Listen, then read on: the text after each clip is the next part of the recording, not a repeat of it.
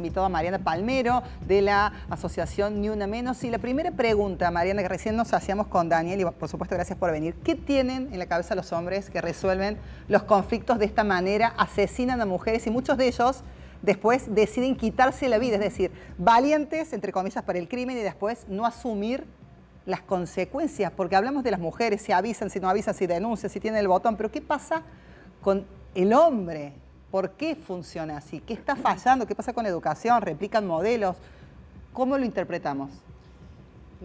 Gran pregunta, pero la gran pregunta o pregunta que nos hacemos a diario y más en estas situaciones, ¿no? Yo todavía estoy muy conmocionada porque nos enteramos hace un ratito de este último caso.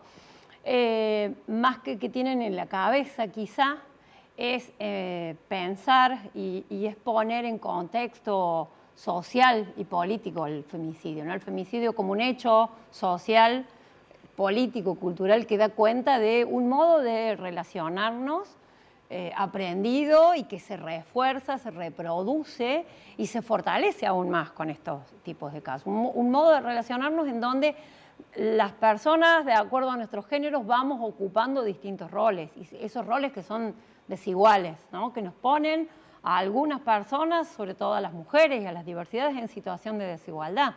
Entonces, ahí la pregunta es, más allá de la personalidad o las características individuales de una persona, de un sujeto que toma esta decisión, es qué nos está pasando socialmente en relación a que seguimos reproduciendo y seguimos educando y reproduciendo modelos de masculinidad que generan estas personalidades, ¿no? Y la mujer como objeto, la mujer como propiedad de, ¿no? Exactamente, como algo que puede ser desechado o como un objeto, digo, como un territorio sobre el que se puede ejercer dominio, ¿no?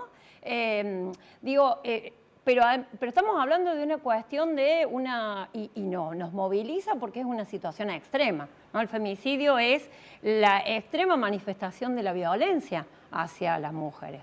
Pero es un camino que hay un camino recorrido para llegar a eso. Mariana, y con respecto a ese camino, a través de las redes sociales, que es una herramienta que a veces se cuestiona y otras veces es útil, se plantea esto de la red flag, las banderas rojas. Seguramente, o no, me puedo equivocar, estas mujeres a lo largo de su historia con estas personas, que en su mayoría son sus parejas o sus exparejas, han evidenciado situaciones de violencia.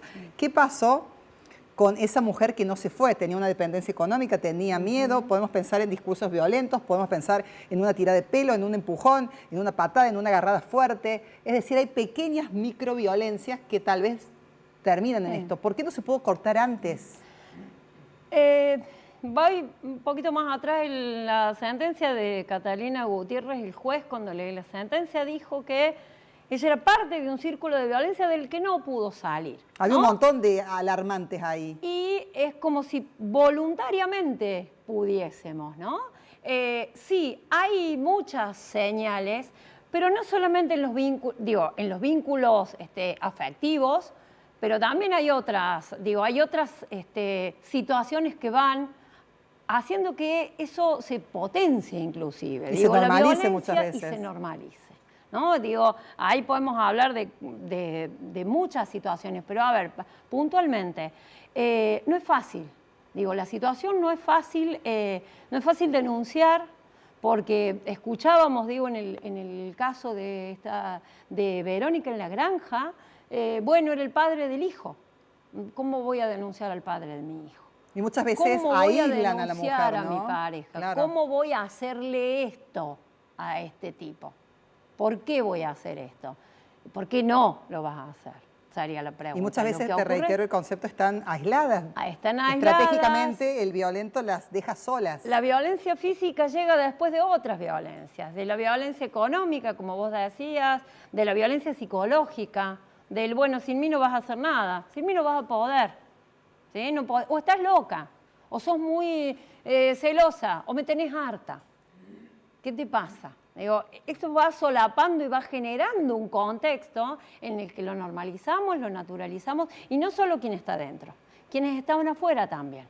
Entonces las alertas, si no se ven adentro, las tenemos que empezar a ver de afuera. Bueno, muchas veces dicen, bueno, el tema de la violencia de género es intrafamiliar, no me puedo meter. Bueno, hay que romper con eso. ¿Qué hay que hacer si sabemos que a una amiga, que a una vecina transita este tipo de situaciones? Bueno, ahí estamos en una situación difícil en este momento, porque quien tutela, quien asiste, quien acompaña, que es el Estado, se ha retirado.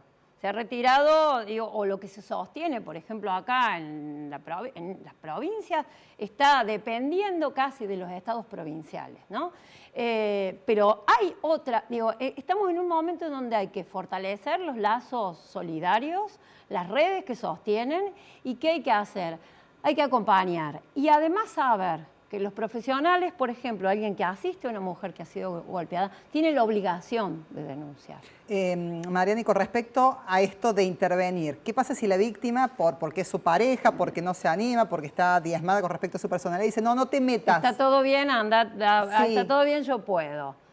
¿Qué hacemos? Y ahí tiene que llegar, digo, vos podés denunciar. La línea 144, hoy probé llamar, estuve 1 minuto y medio esperando. Bueno, cuando decimos no hay presupuesto, tiene que ver con eso, no hay gente que atienda, no hay recursos. Se redujeron las cantidades de personas que atendían, pero llamar al 911, llamar a la policía, que llegue ahí, que pregunte, y no quedarse con, no, no te metas, no, bueno, vení, después vemos cómo hacemos. No es fácil. Digo, estamos actuar, hablando, sería el mensaje actuar. Es actuar. Quiera o no la mujer agredida, actuar. Nos involucramos. Actuar o es acompañar. ¿Cómo estás? ¿Necesitas algo? Digo, ¿hay algo que pueda hacer? La familia, las redes, los lazos. Estamos en un momento en que si no fortalecemos esas redes y también si no acompañamos a las asociaciones que por fuera del Estado están acompañando o están sosteniendo esas situaciones, la situación va a ser más compleja quizás, ¿no? Mariana, retomando el tema de estos indicadores, de estas banderas rojas, puede haber, no sé si es correcto el modo en el cual me voy a expresar, que a veces tal vez las víctimas pensaron no se va a animar a tanto, va a quedar en este golpe, va a quedar en la zamarreada, va a quedar en el tirón de pelo, en el empujón por la escalera, por ejemplo, y hasta ahí nomás, como que se menosprecia o se le baja el precio y terminamos cronicando estos hechos. Es que es muy difícil pensar que la persona que te promete amor, con el que proyectaste una vida, te puede hacer daño. Con el que tenés hijos en común, con el que compartís una casa, con el que compartís los gastos, con el que compartís las fiestas, con el que compartís familia. Es muy, es difícil cuando uno cuenta, si te pasa que te enterás de alguien que ejerció violencia sobre alguna mujer, te sorprende. Si es muy conocido y si es muy cercano, no puede ser. ¿Qué pasó? Bueno, sí, es empezar a entender, tenemos que empezar a cambiar o a cuestionar al menos la forma en que nos estamos vinculando, la forma inclusive en el que estamos viendo cómo se vinculan nuestros hijos, qué ocurre en las escuelas, qué pasa con los adolescentes, ¿sí? La pareja es un proyecto que ocurre en la adultez o en la juventud y en la adultez, pero eso es un camino que se viene recorriendo desde cómo hemos sido socializados, ¿no? No tenemos que naturalizar la violencia en las escuelas, no tenemos que naturalizar la violencia en la calle cuando vamos caminando, no tenemos que naturalizar la violencia inclusive en el seno de nuestras familias, más allá de las parejas, ¿no? Entonces, por eso digo, estamos hablando de vínculos humanos y ahí la situación se torna compleja. Claro, y el núcleo chico, la pareja, la expareja, el padre de nuestros hijos. ¿Cómo puede ser que me haya hecho esto? ¿Cómo puede ser? Y lo hacen. Por último, y te súper agradezco, Mariana, que hayas venido hoy, justo una jornada más fuerte porque es sumamente reciente este nuevo femicidio. ¿Qué pasa con los niños que quedan sin su mamá, asesinada por el padre, un padre que tal vez decide suicidarse, no hay asistencia para ese niño? Bien. Son otras víctimas, ¿no? Sí. Sí, ahí es, bueno, por eso es un fenómeno, estamos hablando de un fenómeno social.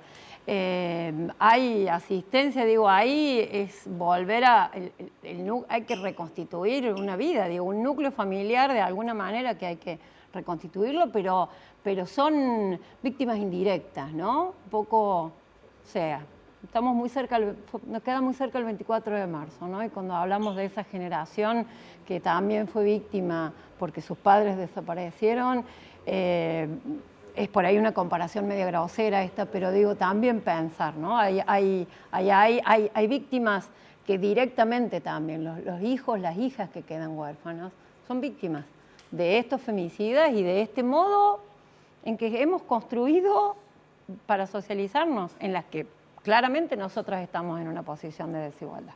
Mariana, muchas gracias por esta charla, súper necesaria y por supuesto te vamos a convocar para seguir difundiendo y comunicando estas banderas rojas, estas señales que hay que actuar ante eso, ¿no? No esperar. De alguna manera. De alguna manera. Buscar ayuda, asistencia, o ir de a dos o de a tres y a actuar y sacar a la persona de ahí. Acompañarla. Acompañan. Muchísimas gracias, Mariana. Gracias a vos. Súper amable. Estamos en la Crónica Central, una jornada en la cual estamos cronicando un nuevo femicidio en Córdoba, zona de Sierras Chicas, Unquillo. Ya son 5 las mujeres asesinadas a partir de la violencia machista, la violencia del hombre más.